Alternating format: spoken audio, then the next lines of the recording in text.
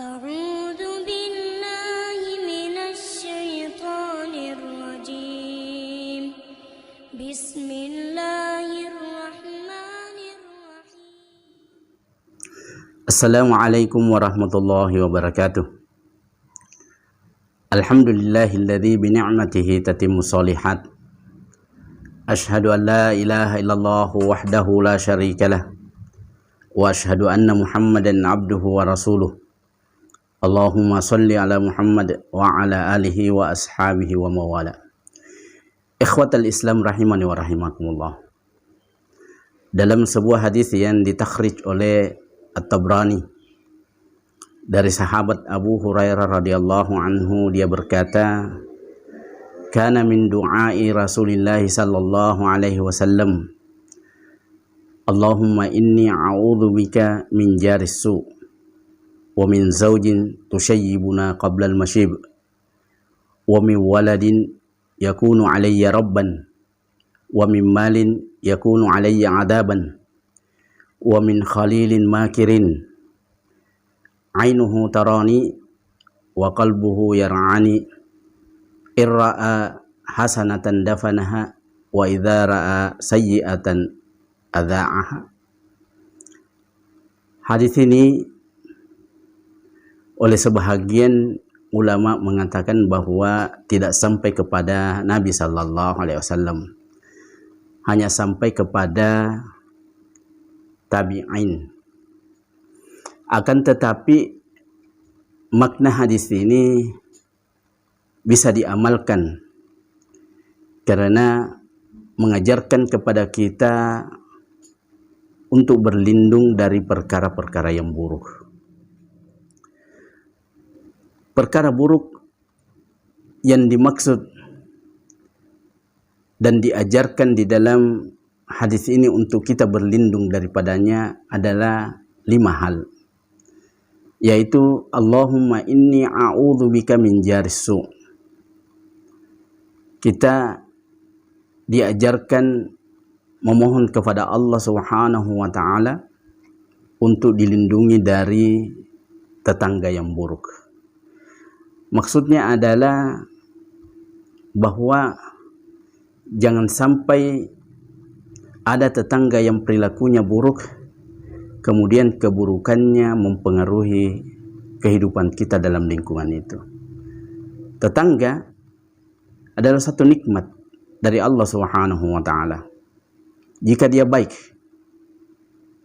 bahkan di antara ukuran keimanan seseorang itu jika dia bisa menghargai tetangganya. Man kana yu'minu billahi wal yaumil akhir falyukrim jarahu. Barang siapa beriman kepada Allah Subhanahu wa taala dan hari akhirat, maka hendaklah dia memuliakan tetangganya. Akan tetapi jika tetangga buruk, maka keburukannya juga akan mempengaruhi kehidupan kita. Itu sebabnya kita berdoa dan berlindung kepada Allah Subhanahu wa taala dari tetangga yang buruk. Yang kedua adalah kita berlindung kepada pasangan yang membuat kita beruban sebelum waktunya. Apa maksudnya? Pasangan bisa membuat kita beruban sebelum waktunya, yaitu pasangan yang membuat beban bagi kita, bagi pasangannya. Jika seorang suami, dia dibebani oleh istrinya. Jika dia seorang istri, maka dia dibebani oleh suaminya. Oleh karena itu kita diajarkan berdoa, memohon kepada Allah Subhanahu wa taala jangan sampai pasangan kita ini menjadi beban bagi kita, dan karena beban-beban itu membuat kita cepat beruban sebelum waktunya. Jika dia seorang suami, maka dia berdoa kepada Allah Subhanahu wa taala supaya istrinya ini tidak menjadi beban yang membuat dia cepat beruban. Demikian juga jika dia seorang istri, maka hendaklah dia memohon kepada Allah, berlindung kepada Allah agar suaminya tidak menjadi beban yang membuat dia beruban sebelum waktunya. Yang ketiga, dalam hadis ini kita diajarkan untuk berlindung kepada Allah Subhanahu wa taala dari anak yang menjadi tuan terhadap kita. Anak yang menjadi tuan terhadap orang tuanya. Hakikatnya, ikhwani muslimin rahimani wa rahimakumullah, seorang anak itu adalah pelayan bagi orang tuanya. Tapi tidak jarang ada anak yang menjadi tuan dan dilayani oleh orang tuanya. Maka kita diajarkan untuk berlindung kepada Allah Subhanahu wa taala. Jangan sampai anak-anak kita ini menjadi tuan, menjadi bos yang dilayani oleh orang tuanya. Yang keempat, kita diajarkan berdoa, berlindung kepada Allah Subhanahu wa taala dari harta yang menjadi sebab kita disiksa oleh Allah Subhanahu wa taala. Banyak harta tentu adalah perkara yang baik. Akan tetapi jika harta ini menjadi sebab-sebab kita disiksa oleh Allah Subhanahu wa taala, maka ini sebuah musibah yang besar. Oleh karenanya kita berlindung agar harta kita ini tidak menyebabkan kita disiksa oleh Allah Subhanahu wa taala.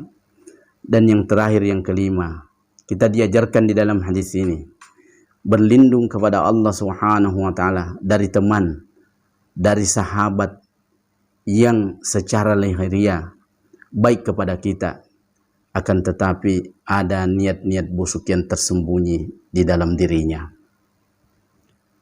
Matanya selalu melihat kita, hatinya selalu mengawasi kita. Jika ada kebaikan-kebaikan yang kita lakukan, maka kebaikan-kebaikan kita itu dia pendam, dia sembunyikan. Akan tetapi jika ada keburukan-keburukan yang kita lakukan, maka keburukan-keburukan kita itu dia buka seluas-luasnya. Seorang sahabat yang baik, seorang teman yang baik adalah jika dia menutupi seluruh keburukan kita, kemudian dia membuka seluruh kebaikan-kebaikan yang kita lakukan.